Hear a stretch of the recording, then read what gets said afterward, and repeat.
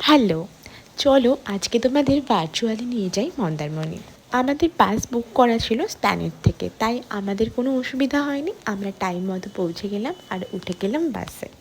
আমরা গেছিলাম শ্যামলী পরিবহনের বাসে, আর এই বাস জার্নিটা ভীষণ কমফর্টেবল হয়।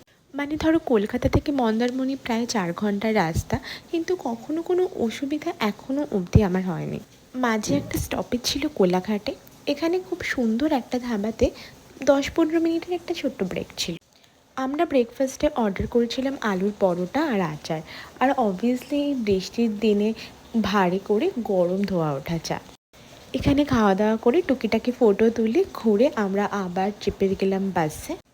আর এই যে আমাদের শ্যামলী পরিবহনের বাস। আর তারপরে বাসের জানলার ধার, কানে হেডফোন, আর জানলার ওপারে বৃষ্টি।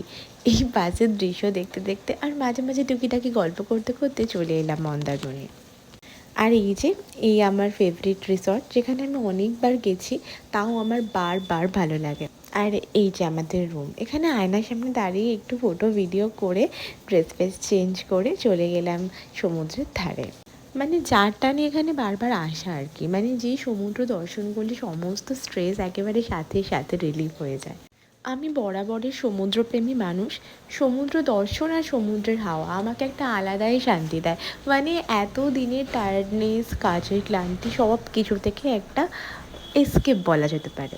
আর সাথে এবারের ট্রিপে অ্যাড অন ছিল বৃষ্টি। বর্ষাকাল, বৃষ্টি তো হবেই। আর দেখো, বৃষ্টির জল পড়ে এই বাগানের ফুল গাছগুলো কী সুন্দর পুরো সতেজ সজীব হয়ে উঠেছে। আর তারপরে পেট পুড়ে মাছ ভাত খেয়ে সমুদ্রের ধারে বসে রেস্ট করে কেটে গেল আমাদের এই 2 দিনের ট্রিপ। আর তোমাদের জন্য বন্দি করে আনলাম আমাদের ট্রিপের এই আনন্দের মুহূর্তগুলো।